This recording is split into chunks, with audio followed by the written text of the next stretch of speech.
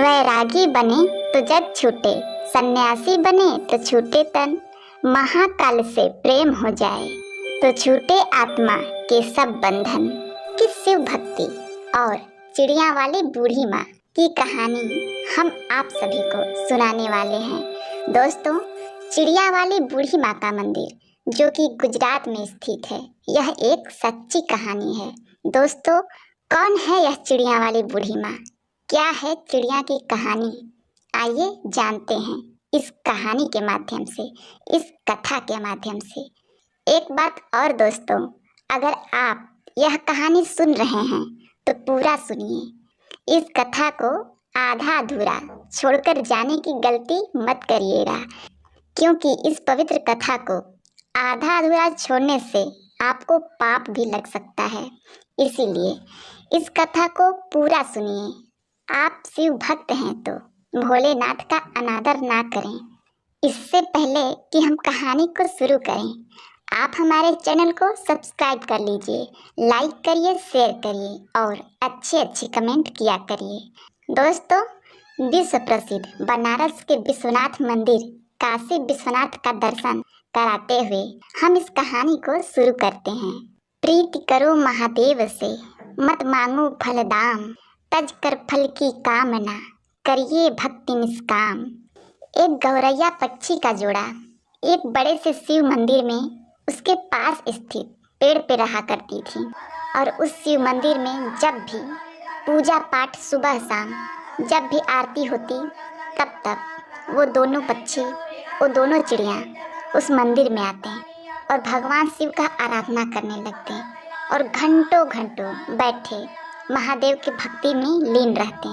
इतनी भक्ति करते, निराधार भक्ति करते कि उन्हें अपने तन मन का, अगल बगल के होशो हवास का कोई पता नहीं रहता। उन दोनों पक्षियों का रोज का यही नियम था। सुबह शाम जब भी मंदिर में घंटी बजती, आरती होती, तब वे पक्षी उस मंदिर में पहुंच जाते और भगवान शिव का आराधना करने लगते। उसके बाद अपने बच्चों के लिए और अपने लिए चारा पानी का व्यवस्था करते। उन दोनों पक्षियों का, दोनों चिड़ियों का यही रोज का नियम था। और दोस्तों, उसी मंदिर के बगल में थोड़े ही दूर पर एक बूढ़ी माँ का घर था। उस बूढ़ी माँ को कोई संतान नहीं थी। उनके आगे पीछे देख रेख करने वाला उनका कोई नहीं था। वो अकेले अपना जीवन व्यतीत कर रही थी और उस बूढ़ी माँ को पक्षियों के प्रति बड़ा लगाव था। वो चिड़ियों को, पक्षियों को बहुत प्रेम किया करती थी। उनके लिए रोज नित्य प्रति अपने घर के छत पर पानी, दाने, ये सब चीजें डाला करती थी। उस बूढ़ी माँ का यही काम रोज का था। और वो दोनों चिड़िया उस बूढ़ी माँ के छत पे आते और आसानी से दाना चुगते, खाते पीते और उसमें से कुछ अपने बच्चों के लिए अपने साथ ले जाते।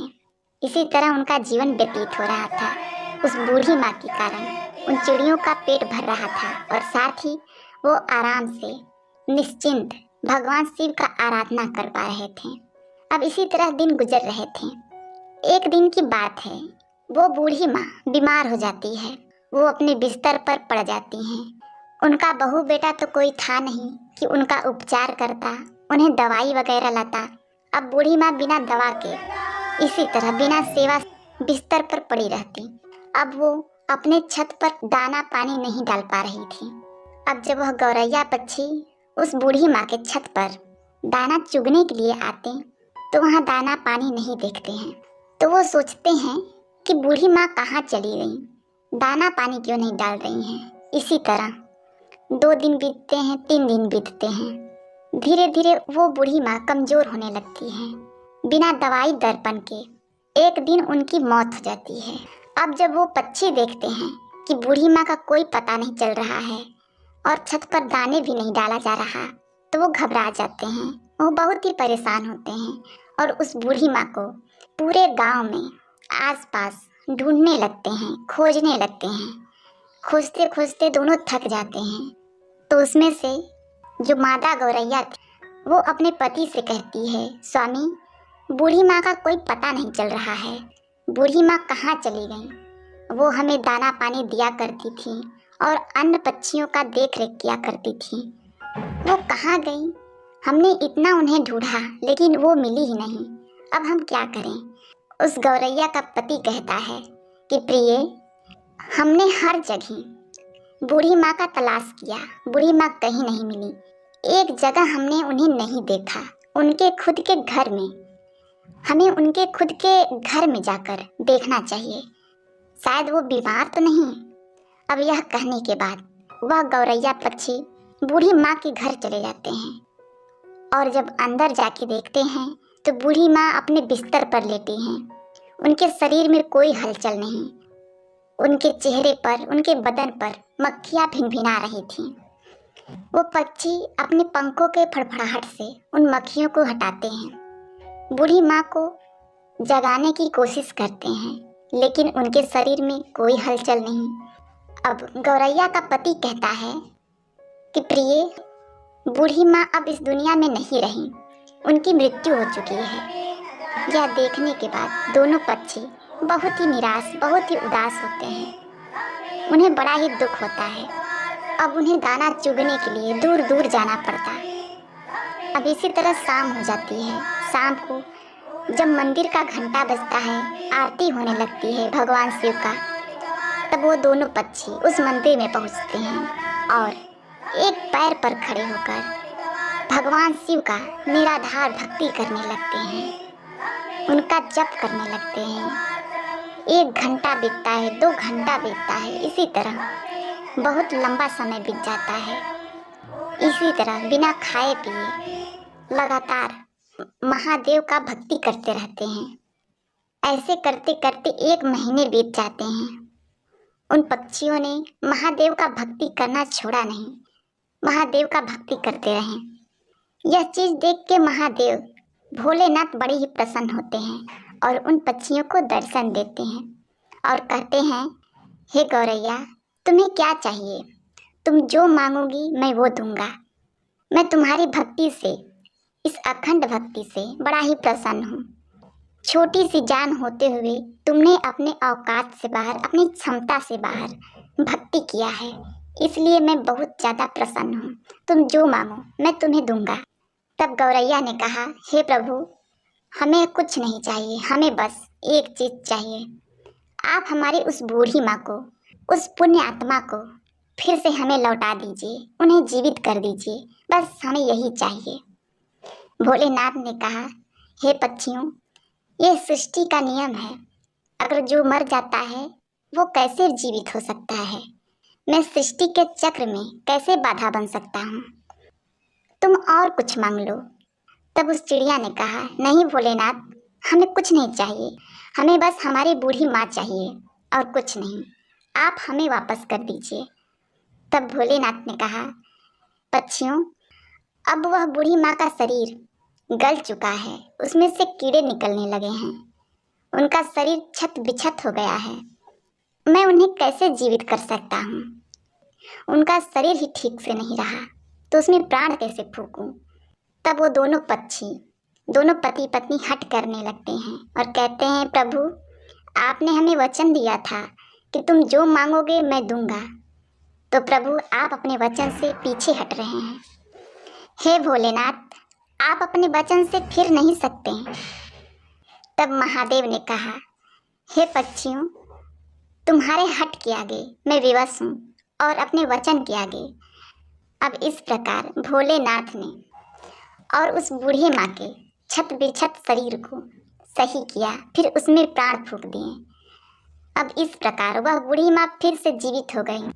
अब अपने सामने भगवान भोलेनाथ को देखकर वह बूढ़ी माँ भाव विभोर हो जाती हैं, बड़ा ही प्रसन्न होती हैं। कहती हैं, हे प्रभु, मेरे जन्मों जन्म के दुख, जन्मों जन्म के पाप आपके दर्शन मात्र से कट गए। आपने मुझे दर्शन दिया। हे प्रभु, मैंने ऐसा क्या पुण्य किया था कि आपने मुझे जीवित कर दिया? तब भगवान शिव ने कहा, हे बूढ़ी माँ, तुम्हें मैंने तुम्हारे कारण नहीं जीवित किया है, मैंने तो तुम्हें उन दोनों पक्षियों के लिए जीवित किया है। उन दोनों पक्षियों ने मेरा निराधार भक्ति किया, दिन रात बिना अन्न पानी ग्रहण किए मेरी पूजा की, एक पैर पर खड़ा होकर मेरा आराधना किया। इसी कारण मैंने उन्हें आशीर्वाद दिया। उन्हीं की वजह से तुम आज जीवित हो, इस धरती पर हो। वो पक्षी कोई और नहीं जो तुम्हारे छत पर, जो गौरैया पक्षी का जोड़ा रोज दाने चुगने आता है, उसी ने ये भक्ति की है। उसी के कारण तुम आज जीवित हो। अब उस बूढ़ी माँ ने दंडवत प्रणाम किया और फिर भोलेनाथ वहां से अंतर ध्यान हो गए। फिर वह बूढ़ी माँ फिर से अपने छत पर दाने डालने लगी, पानी रखने लगी और वह पक्षी, वह गौरैया पक्षी का जोड़ा उस माँ के छत पर आते और पानी पीते, दाना चुगते। तब उस बूढ़ी माँ ने उन गौरैया पक्षी से कहा, हे पक्षियों, तुमने मुझे जीवन दान दिया है, भगवान भोलेनाथ का आराधना किया, अपने लिए ना मांगकर मेरे लिए मांगा। हे पक्षियों, मैं ये चाहती हूँ तुम मेरे घर पर ही वास करो और नित्य प्रति मेरे आंखों के सामने रहो। अब यह सुनने के बाद उस बूढ़ी माँ का प्रस्ताव वो दोनों पक्षी स्वीकार करते हैं और उस बूढ़ी माँ के घर आकर रहने लगते हैं। इसी प्रकार दिन बीतने लगते हैं और उस बूढ़ी माँ का चर्चा गांव-गांव में फैलने लगता है, दूर दराज तक फैलने लगता है कि एक बूढ़ी माँ है जो मरकर भी जीवित हो गई और उनमें अजीब सी शक्ति आ गई है। अब इसी तरह उस बूढ़ी माँ के पास धीरे धीरे करके एक एक लोग, जिनको कोई दुख रोग होता, उनके पास आता और अपना कारण बताता। भगवान भोलेनाथ के नाम पर पूजा पाठ कर दिया करती। तब उन लोगों का दुख दूर हो जाया करता। धीरे धीरे लोग ठीक होने लगे। अब उस बूढ़ी माँ का ख्याति दूर दूर तक फैलने लगा और दूर दूर से लोग उस बूढ़ी माँ के पास अपना इलाज कराने, अपने तकलीफ़ों को दूर करने के लिए आया करते। अब इसी प्रकार बहुत दिन हो जाता है और वह बूढ़ी माँ जीवित उसी स्थान पर, अपने उसी घर पर समाधि ले लेती हैं। आज उसी समाधि स्थल पर उस बूढ़ी माँ का एक भव्य मंदिर है। वह मंदिर गुजरात में स्थित है। चिड़िया वाली बूढ़ी माँ के नाम से वह मंदिर जाना जाता है। उस मंदिर पर आपको गौरैया पक्षी का जोड़ा हमेशा देखने को मिलेगा। और दोस्तों, उस मंदिर की बहुत दूर दूर तक ख्याति है। लोग कहते हैं किसी को भी कोई तकलीफ रहता है, कोई शारीरिक कष्ट रहता है, कोई रोग रहता है, तो वहाँ जाने पर, भक्ति करने पर, पूजा पाठ करने पर वो तकलीफ, वो रोग ठीक हो जाता है। प्रिय दोस्तों, एक गौरैया पक्षी ने उस बूढ़ी माँ को कैसे अपने अखंड भक्ति से जीवित कर दिया। भोलेनाथ की कृपा से वह बूढ़ी माँ जीवित हो गई। वह बूढ़ी माँ लोक कल्याण करने लगी। तो दोस्तों, हमें इस कहानी से एक सीख मिलती है कि हमें कभी किसी दूसरे पर निर्भर नहीं रहना चाहिए। दोस्तों, जब तक बूढ़ी माँ जीवित थी, वो दोनों पक्षी उस माँ पर आश्रित थे। उनके मरने के बाद वो पक्षी तिलमिलाने लगे कि हमें भोजन कहाँ से मिलेगा। अब इसी कारण उन्हें कष्ट होने लगा, क्योंकि उन्हें आदत नहीं था दूर दराज से भोजन खोजने का। उन्हें रखा रखाया भोजन मिल जाया करता था।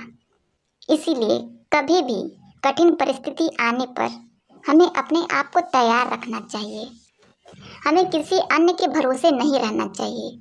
आज वह व्यक्ति मेरे लिए है, कल नहीं रहेगा, तो मैं अपने आप को कैसे संभालूंगा, ये सोचना चाहिए कि हम अगर भगवान का सच्चे मन से निराधार भक्ति करेंगे तो हमें उस भगवान का दर्शन जरूर होगा, तो हमारे पाप जरूर कटेंगे, हमारा दुख अवश्य दूर होगा।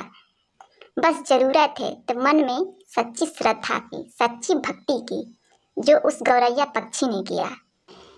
करता करे न कर सके, करता करे न कर सके, शिव करे सो होए, तीन लोक नौखंड में महाकाल से बड़ा न कोई। तो दोस्तों, उम्मीद करती हूँ आपको मेरी यह कहानी जरूर पसंद आई होगी। अगर